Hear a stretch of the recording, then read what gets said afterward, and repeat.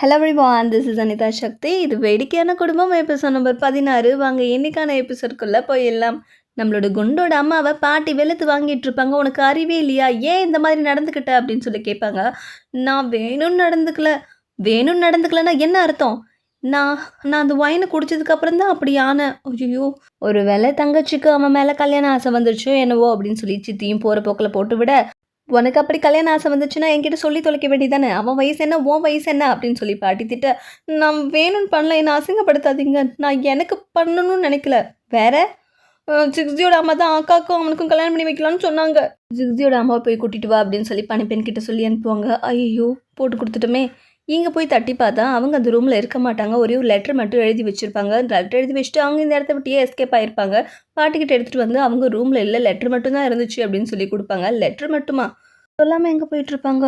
எங்கள் அம்மா இப்படி யோசிச்சிருப்பாங்கன்னு நினைக்கவே இல்லை. இது கண்டுபிடிக்கிறதுக்கு நீ தான் எனக்கு உதவி செஞ்சுருக்க, ரொம்ப நன்றி ஜிக்ஸி.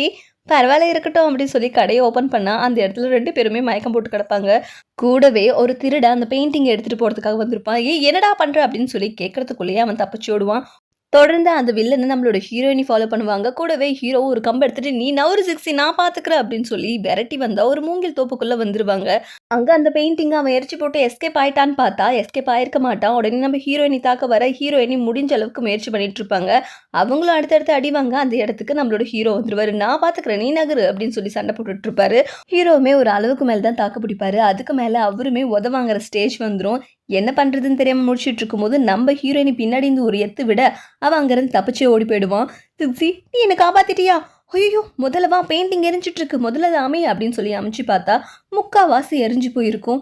இந்த பெயிண்டிங்கை பற்றி யாருக்கு தெரியும் அப்படின்னு சொல்லி யோசிச்சுட்டு காலையில் எப்படி நீங்கள் மயங்கினீங்கன்னு கேட்பாங்க. ஒரு புகை வந்துச்சுப்பா, அதில் தான் மயங்கிட்டோம். சரி, இப்போ அதை பேசுறதுக்காக ஞாபகம் இல்லை. நீ அந்த போயமை ஞாபகம் வச்சிருக்கிறல்ல, அது ஃபர்ஸ்ட் லைனு. ஐயோ, மறந்து போச்சே. ஞாபகம் இல்லையே, இப்போ எதுக்கு அது? அதுதான் பேங்க் டீ தயாரிக்கிறதுக்கான முறை. எங்கள் அம்மா அதில் தான் சீக்கிரட்டாக பெயிண்ட் பண்ணி வச்சுருந்தாங்க. எது? என்னது? ஆமாம், அது தெரிஞ்சுக்கிட்டு தான் அது யாரும் எரிச்சிருக்காங்க. என் வீட்டாளுங்க மேலே தான் எனக்கு டவுட்டாக இருக்குது அப்படின்னு நம்மளை யாரோ சீக்கிரட்டாக வாட்ச் பண்ணிட்டு இருக்காங்கன்னு சொல்ல வர. அதே தான், ஆமாம் அதே தான் அப்படின்ற மாதிரி வெய்யும் சொல்ல, நீ என் வீட்டுக்கு போய் வாட்ச் பண்ணு, அவள் ஆல்ரெடி உயரத்தில் இருந்தா, அந்த மாதிரி சந்தேகப்படுற ஆள் அங்கே யாராச்சும் இருந்தால் எனக்கு சொல்லு அப்படின்னு சொல்லி ஹீரோ சொல்லிடுவார். அதுக்கப்புறம் அந்த தாத்தாவை சந்திச்சு பெயிண்டிங் எரிஞ்சு போச்சு, இப்போ அந்த டீ தயாரிக்கிற முறையை சொல்லித்தர முடியுமான்னு சொல்லி கேட்க, என்னால் முடியாதுமா. அது சரி, எப்போ இவன் உடனே ஒத்துக்கிட்டு இருக்கான் அப்படின்னு சொல்லி ஹீரோயினி பார்த்துட்டு இருப்பாங்க. ஆனால் ஒருத்தர் இருக்கான், டீயில் ரொம்ப ஃபேமஸ் ஆனவன் அப்படின்னு சொல்லி அவரை பற்றி புகழ்ந்து பேச உடனே நம்மளோட ஹீரோ, டீ கோல்டை பற்றி சொல்கிறீங்களா? அவர் பேர் டீ கோல்டு தானே? உனக்கு அவனை தெரியுமா? உனக்கு அவர் தெரியுமா? எனக்கு தெரியும், அவர் ரொம்ப ஃபேமஸ்ஸு. அவன் வேற யாரும் இல்லை, என் தம்பி தான். அவன் பொண்டாட்டி செத்ததுலேருந்து கொஞ்சம் துறவி மாதிரி ஆயிட்டு ஊருக்கு வெளியில் இருக்கான். அவன் பெருசாக யார்கிட்டையும் பேச மாட்டான், ஆனால் பெரிய திறமைக்காரன். அவர் எங்களுக்கு உதவி செய்வாரா? அதுக்கு நீங்கள் இப்படியே போக முடியாதே. இப்படியே போக முடியாதுன்னா ஏதாவது கிஃப்ட் வாங்கி போகணுமா என்ன? கிஃப்டெல்லாம் அவன் எதிர்பார்க்க மாட்டான். இந்த உலகத்திலேயே அதிகமாக 2வது நேசிக்கிறது டீ இலையத்தான். அந்த மாதிரி ஒரு ஸ்பெஷல் டீ இலை மலை பிரதேசத்தில் இருக்குது. அதை எடுத்துகிட்டு போனீங்கன்னா மேபி உங்களுக்கு வாய்ப்பு கிடைக்கும். அதை போய் எங்கே தேடுறது? அதுக்கு தாத்தா, வந்துட்டியா, வா உன்னை தான் எதிர்பார்த்தேன் அப்படின்னு சொல்லிட்டு இந்த பொண்ணுக்கிட்ட தான் இந்த பொறுப்பை ஒப்படைச்சிருப்பாங்க. இவங்க இந்த மொட்டை தாத்தாவோட பேத்தி. இந்த பொண்ணுக்கு அவங்க சின்ன தாத்தா எங்கே இருக்காருன்ற விஷயம் தெரியும், இந்த டீ இலையும் எங்கே இருக்குன்னு தெரியும். சீக்கிரம் வாங்க. இருமா, நீ நடந்துட்ட. ஏன் இவ்வளோ ஸ்லோவாக நடந்து வரீங்க? இங்கே அட்டைப்பூச்செல்லாம் மேய்ஞ்சிட்டு இருக்கோம், ரொம்ப நேரம் நிற்க முடியாது. எது எது அட்டைப்பூச்சா? நீ சின்ன வயசுலேருந்து இப்போ வரைக்கும் மாறவே இல்லைல்ல அப்படின்னு சொல்லி அந்த பொண்ணு கேட்க, ஹே, இப்போதான் எனக்கு ஞாபகம் வருது, அந்த ரெட்டச்சடை பொண்ணு நீ தானே? பரவாயில்லையோ, உனக்கு இப்போவாச்சும் ஞாபகம் வந்துச்சு அப்படின்னு சொல்லி பேசிகிட்டு இருக்கும்போது இவங்க சிரிச்சிட்டு இருக்கிறத பார்த்து நம்மளோட ஹீரோ, நீ ஒன்றும் நினச்சிக்காத, இவனும் ஏன் டைப் இல்லை. எது? நான் ஒன்று சின்ன வயசு ஸ்வீட் ஹார்ட்டாக நினைக்கிறேன். போகிற வழியாக தான் நினைக்கிறேன். நான் அப்படி போய் ஏதாவது வழி இருக்கான்னு பார்க்குறேன், சீக்கிரம் வந்துடுங்க, டார்க் ஆகிட போகுது. ஓ, நீ தான் அவரோட சின்ன வயசு ஸ்வீட் ஹார்ட்டா? சின்ன வயசு ஸ்வீட் ஹார்ட் தான், இப்போ அவன் வளர்ந்துட்டான், பார்க்க ஒன்றும் நல்லா இல்லை. அப்படியா தெரியுது? ஹேண்ட்ஸமாக தானே தெரியுது. லவ் பண்ணா அப்படி தான் தெரியும். அங்கே என்ன கதை அடிச்சிட்டு இருக்கீங்க? பாதை எங்கே இருக்குது? சீக்கிரம் வாங்க. வா சீக்கிரம் வா. அதுக்கப்புறம் நம்ம வெய்ய காமிப்பாங்க. அவர் நம்ம ஜிங் வீட்டுக்கு வந்து எட்டி பார்த்து வேவ் பார்த்துட்ருப்பாரு. ஒவ்வொருத்தவங்களையும் பார்த்து இவன் குள்ளமாக இருக்கான், இது கிடையாது, இவளும் கிடையாது அப்படின்னு சொல்லி பார்த்துட்ருப்பாங்க. அந்த இடத்துக்கு நம்ம பனிப்பெண் வந்து நிற்க, அவளை பார்த்த உடனே இவருக்கு பின்னாடி ஒரே பேர்ட்ஸாக பறக்கும். இவ்வளோ அழகாக இருக்காளே, எந்த ஆங்கிளில் பார்த்தாலும் அம்பிட்டு அழகாக இருக்கிறா அப்படின்னு சொல்லி ரசிச்சுட்டே இருந்தவர், ச்சே நம்ம வந்தது எதுக்கு? நம்ம யார் கணக்கும் படாம தான் வேவு பார்க்கணும்னு சொல்லிட்டு மறுபடியும் அவர் மனசு அவர் பேச்சு கேட்காம ரசிக்க ஆரம்பிச்சிரும். சச்ச இதெல்லாம் பண்ணக்கூடாது. சரி ஏதோ ஒரு குரூப் போகுது அப்படின்னு சொல்லி வாட்ச் பண்ணிட்டு இருக்கும்போது அங்கேயும் பனிப்பெண் வந்து இவரை டிஸ்டர்ப் பண்ணுவா. சண்டாளச்சிருக்கு நான் விட்டா கூட இவ விட மாட்டா போலையே சே அப்படின்ற மாதிரி நம்மளோட வெயிக்கு இருக்கும். வந்த வேலை என்னவோ அதை தான் நம்ம முடிக்கணும். அடுத்த ரூம்க்கு எங்கே போகிறது அப்படின்னு சொல்லி யோசிச்சுட்டு இருப்பாரு. இதை பார்த்து ஒரு பனிப்பெண் நம்மளோட செகண்ட் லேடிகிட்ட வந்து கம்ப்ளைண்ட் பண்ணிடுவாங்க. அவன் யாரையும் தேடி தான் வந்துட்டு இருக்கான், முணமுணத்துட்டே இருந்தான், தெரிஞ்சிருக்குமோ? நீயே வாயை கொடுத்து காட்டி கொடுத்துறாது. உள்ளே வந்துட்டால வெளியில் சும்மா போக்கக்கூடாது. நீ அவனை அலர்ட் பண்ணக்கூடாது. நான் சொல்ல மாட்டேன், இருந்தாலும் அவனை பார்த்தா முட்டாள் மாதிரி தெரியுது மேடம். ஒரு பக்கம் நம்ம ஹீரோயினி சேர வேண்டிய இடத்துக்கு வந்துடுவாங்க. உண்மையிலுமே இங்கே தான் அந்த டீயெல்லாம் இருக்கா, அவனுக்கு நிறைய விஷயம் தெரிஞ்சிருக்கு. அவன் ஒன்றும் அவ்வளோ பெரிய விஷயம்லாம் பண்ணிடல, ஓவரை பாராட்டாத என்ன. ஏன் உனக்கு இப்படி காண்டாவது? அவன் நமக்கு நல்ல விதமாக தானே செய்கிறா. அப்படியெல்லாம் ஒன்றும் இல்லை. நீ என்ன நினச்சிட்ருக்க? அவள் ஒன்றும் ஏன் டைப்பெல்லாம் இல்லை.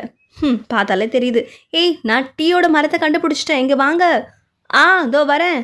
இங்கே பாருங்க, இந்த இடம் எப்பயுமே ஈரப்பதமாக தான் இருக்கும். இந்த டீ இலை தானே? நம்மளோட ஹீரோக்கு அந்த டீ இலை பற்றி தெரிஞ்சிருக்கும். இந்த பொண்ணு கிட்ட வந்து கேட்கவா டக்குன்னு இவர் மூஞ்சி எடுத்துட்டு ஆமாம் நீ எதுக்கு இப்படி பிஹேவ் பண்ணுற? ஒன்றும் இல்லையே, நான் டீ மாஸ்டர் சந்தைக்கு போகணும், உதவிக்கு ரொம்ப நன்றி, நாங்கள் கிளம்புறோம். அவர் இருக்கிற இடம் தெரியுமா? தெரியாது. சரி சரி, கெஞ்சு கேட்டதுனால கூட்டிகிட்டு போகிறேன், பின்னாடியே வாங்க.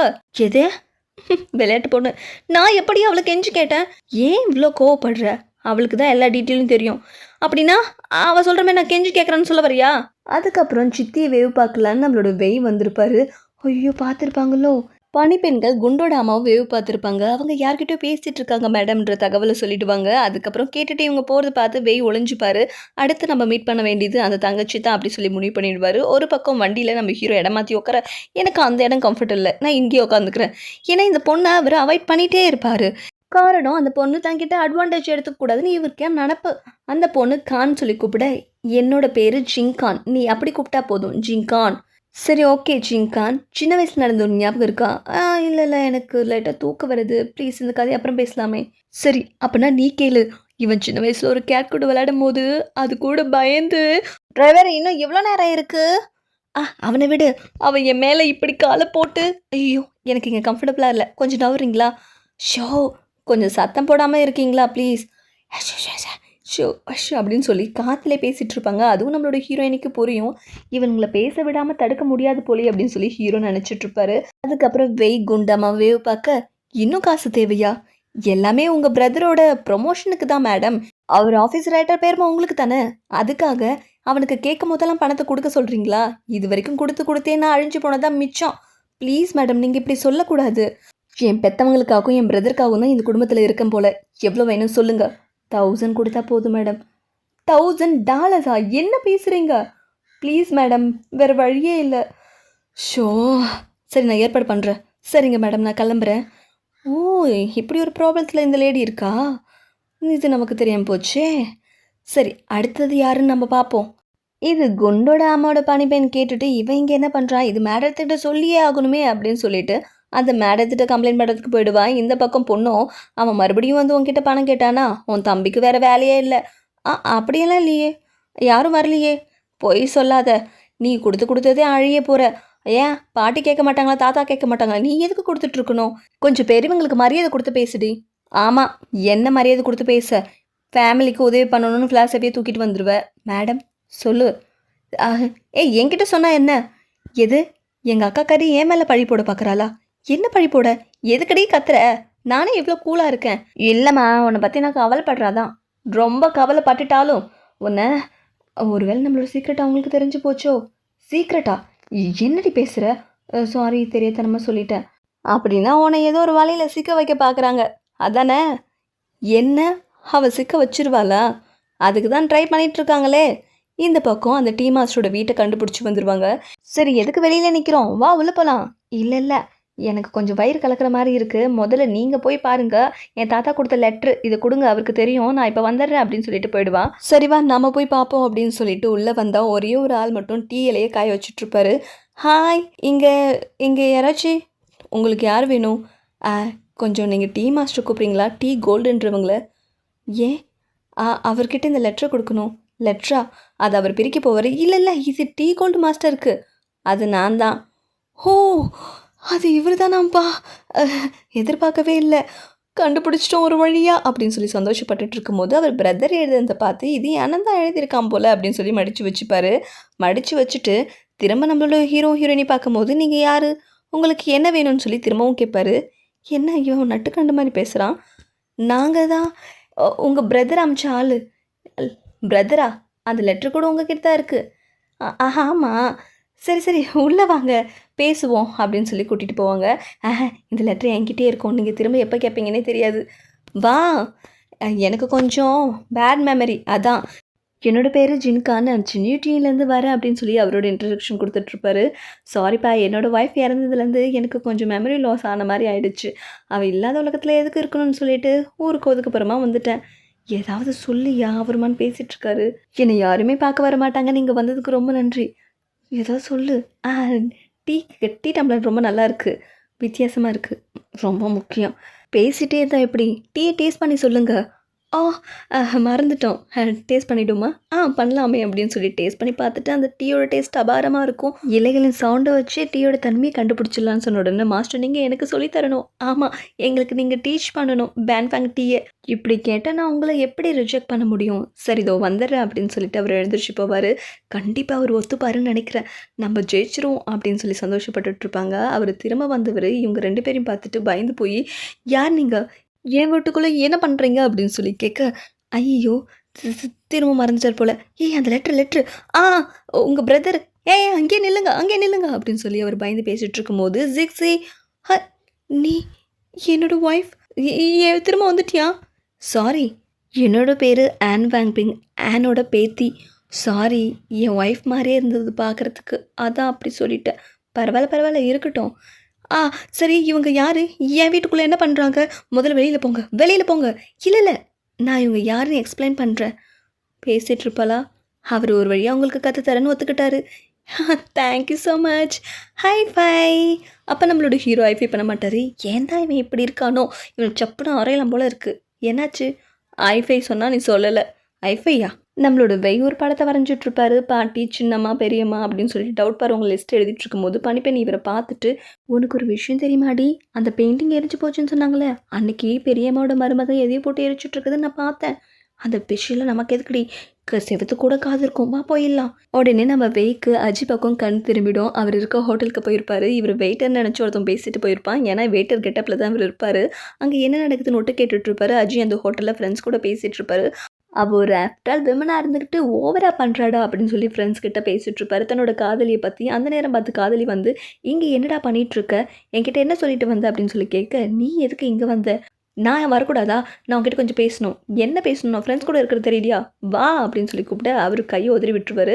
இப்படி உதறி விட்டதா நான் போய் எங்கேயாச்சும் சூசைட் செஞ்சுப்பேன், போ வேறு வேலை வெட்டியே இல்லை உனக்கு எப்போ பார்த்தாலும், நான் யாருன்னு காட்டுறேன் அப்படின்னு சொல்லி கோச்சிட்டு போயிடுவா. அவள் போகிற வேகத்துக்கு எதாவது செஞ்சுக்க போகிறாடா, அதெல்லாம் ஒன்றும் பண்ணிக்க மாட்டாடா.